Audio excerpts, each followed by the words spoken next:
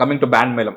So, actually నేనిప్పుడు మీలోని రైటర్‌తో మాట్లాడాలా? ప్రొడ్యూసర్‌తో మాట్లాడాలా? యాక్టర్‌తో మాట్లాడాలా? లేకపోతే డైరెక్టర్‌తో మాట్లాడాలా? అన్న కన్‌ఫ్యూజన్ ఉండింది. బట్ ఈ ఫిల్మ్‌కి మీరు కంప్లీట్‌గా ప్రొడ్యూసర్ బాధ్యత తీసుకున్నారు కాబట్టి ఆ సైడ్‌నే తీసుకొద్దాం సార్. అలాగే. సో, జనరల్‌గా మనం పేపర్ పైన పెన్ పెట్టేటప్పుడు స్కై ఈజ్ ది లిమిట్ అన్నట్టు రాస్తాం సార్.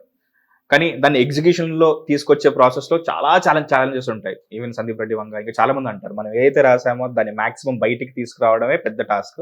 అందులో ఒక 50% మనం సక్సీడ్ అయినా లైక్ మనకు కావాల్సిన అవుట్‌పుట్ వచ్చినట్టే అంటారు. ఇప్పుడు మీలోని ప్రొడ్యూసర్ గెలిచాడా? లేకపోతే ఒకప్పటి రైటర్ గెలిచారా? మీ బ్యాండ్ మేళం విషయానికొస్తే? అల్టిమేట్‌గా సినిమా గెలిచిందంట. వావ్! సినిమాయే గెలిచింది. ఎప్పుడు కూడా సినిమా గెలుస్తుంది. గెలవాలి. ఇక్కడ ఇండివిజువల్ వాళ్ళ ప్రిఫరెన్స్‌లు, వాళ్ళ ఇగోలు లేదంటే నేను చెప్పింది జరగాలి. అదేరే డిపార్ట్మెంట్ ప్రొడ్యూసర్ ఒక్కటే అని కాదు. ఒక టీమ్ వర్క్ లాగా మనం కథ విన్నాం. ఆ కథ ఒక బెస్ట్ స్టోరీ అనుకున్నాం. బెస్ట్ స్టోరీ బెస్ట్ సినిమా కింద మారాలంటే అందరూ బెస్ట్ ఇవ్వాలి. సార్. బెస్ట్ ఇవ్వాలి. అప్పుడే గెలుస్తుంది. సినిమా గెలుస్తుంది. ఆ కథ గెలుస్తుంది. దానికోసం మనం తగ్గించుకోవాలని తగ్గించుకోవాలి. సాక్రిఫైస్ చేయాలన్నా చేయాలి. దానికోసం ఏమన్నా చేయాలి. ఎందుకంటే సినిమా అనేది ఒక సినిమా ఒకేసారి తీయగలం. తీసేసిన తర్వాత చూసుకున్న తర్వాత మనకు రివ్యూవర్స్ చదివిన తర్వాత అవును కదా అతనికి అర్థమైన పాయింట్ నాకెందుకు అర్థం అవ్వలేదు, అతను పట్టింది నేను ఎందుకు పట్టలేకపోయాను అని డైరెక్టర్ అనుకోని నేను అనుకోని అది జరగకూడదు. Sir, band Melam like idea inception story సతీష్ది మీరేమన్నా ఇందులో ఇన్వాల్వ్ అయ్యారా? లేకపోతే కంప్లీట్‌గా డెఫినెట్గా నేను ఒక రెగ్యులర్ ప్రొడ్యూసర్ కాదు. అవును సార్. ఓకే, నేను కథ నచ్చిందంటే ఓహే ఈ కథలో నేను కాంట్రిబ్యూట్ చేయగలను. సో ఈ కథ బాగుంది, దీన్ని ఇంకా బాగుండాలి, ది బెస్ట్ రావాలంటే కథలో కొన్ని మార్పులు అవసరం, స్క్రీన్ ప్లేలో కొన్ని మార్పులు అవసరం, డైలాగ్స్లో కొన్ని బెటర్మెంట్స్ అవసరం. ఇవన్నీ చేస్తే బెస్ట్ అన్నది ది బెస్ట్ అవుతుంది అన్నప్పుడే దిగుతా నేను. అతను బౌండ్ స్క్రిప్ట్తో వచ్చాను, బౌండ్ స్క్రిప్ట్ చేయాలనుకుంటే నేను వేరే వాళ్ళ ఫోన్ నెంబర్ నుంచి పంపిస్తాను. సో నేను 100% అది నేను కోరిక అదే జరిగింది, దీనికి అదే. సార్, మామూలుగా కథే పాత్రలను ఎత్తుకుంటుంది, అందులో యాక్ట్ చేయాల్సిన నటులను వెతుక్కుంటుంది అండ్ ఎవెన్చువల్లీ అదొక ఆర్ట్ ఫామ్గా లైక్ టైమ్లెస్ ఆర్ట్ ఫామ్గా నిలుస్తుంది అని చెప్పేసి అంటుంటారు కదా సార్. సో హర్ష్ రోషన్, శ్రీదేవి వాళ్ళని దృష్టిలో పెట్టుకొని రాసిన కథ సార్ ఇది, లేకపోతే ఆల్రెడీ వాళ్ళ వర్కౌట్ అయిన కెమిస్ట్రీకి ఇది వర్కౌట్ అవుతుంది అనుకున్న పాయింట్ సార్ ఇది? ఎలా దీన్ని మొత్తం బ్యాండ్ మేళం కంప్లీట్నెస్ ఎలా వచ్చింది దీనికి? ఈ కథకి వాళ్ళ యాప్ట్, ఇది వాళ్ళ కోసం పుట్టిందా అనిపించింది నాకు. ఓకే, ఆ ఏజ్ గ్రూప్ కూడా అలాంటిది. 17, 18 వాడు చిన్నప్పటి నుంచి 10th నుంచి ఒక డిగ్రీ ఫైనల్ ఇయర్ వరకు జరిగే ఒక ట్రావెలే ఒక భావ మరదళ్ళ మధ్యన. ఓకే, ఒక యునీక్ పాయింట్ ఇది. మామూలుగా ఒక రా అండ్ రస్టిక్ కథని మీ దగ్గరకు వచ్చిన తర్వాత అదొక షేప్ తీసుకుంటుంది, మీ బెటర్మెంట్స్ యాడ్ అవుతాయి, మీ ఇన్పుట్స్ యాడ్ అవుతాయి, మీ ఇన్వాల్వ్మెంట్ ఉంటుంది.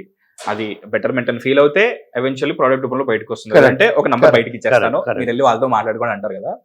సో ఇప్పుడు మీరు లైక్ మీరు ఒక celebrated writer, celebrated director, celebrated actor, celebrated producer కూడా. అంటే మీరే అన్నారు ప్రొడ్యూసర్ పరంగా నేను చేసిన తక్కువే, నేను మెయిన్ స్ట్రీమ్ ప్రొడ్యూసర్ని కాదు, ప్యాషన్ కోసం చేస్తుంటాను అంతే. ప్యాషన్.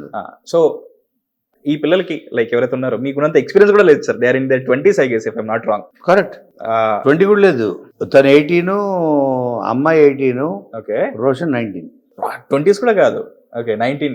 పిల్లలు ఏమైనా ఇబ్బంది పెట్టారా సెట్ లో? లేకపోతే హంబుల్ పిల్లలు అన్నది వాళ్ళు ఆ age ఎలాంటంటే there easily at mouldable. వాళ్ళు ఎటు మోల్డ్ అయితే మోల్డ్ చేస్తే మనం అటు ఎట్ మోల్డ్ అయిపోతారు. వీళ్ళని చాలా చిన్న మైన్యూట్ ఎక్స్ప్రెషన్స్ కూడా వీళ్ళిస్తే చాలా బాగుంటుంది.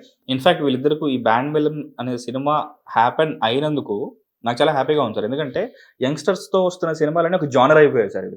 అంటే ఈటీవీ విన్ సినిమాలు, టీనేజ్ సినిమాలన్నీ కూడా ఈటీవీ విన్ నుంచి వస్తున్న సినిమాలు అదొక జానర్ అయిపోయాయి. బట్ ఇప్పుడు మీరు లైక్ ఏది నాకు మీలో నచ్చేది ఏంటంటే ఎక్కువ రాయరు, తక్కువ రాయరు, కరెక్ట్ సరిపోయింది రాస్తారు.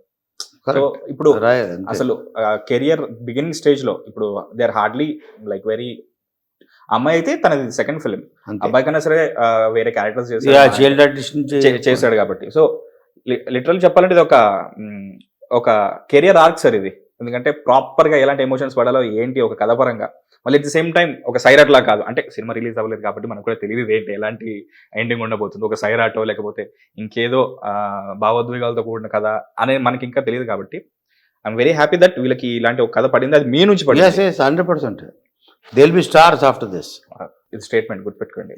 స్టార్సే. అందులో మీరు కోర్టులో తీసుకుంటే ఏంటంటే these two are played prominent roles sir, victims. But hero అని చెప్పాలంటే మన సినిమా భాషలో చెప్పాలంటే వాళ్ళని ప్రాబ్లం నుంచి బయటపడేసిన ఒక ప్రియదర్శి. వీళ్ళు తను కేసు టేకప్ చేసి ఈజ్ ద మెయిన్ ప్రొటాగనిస్ట్ దానికి.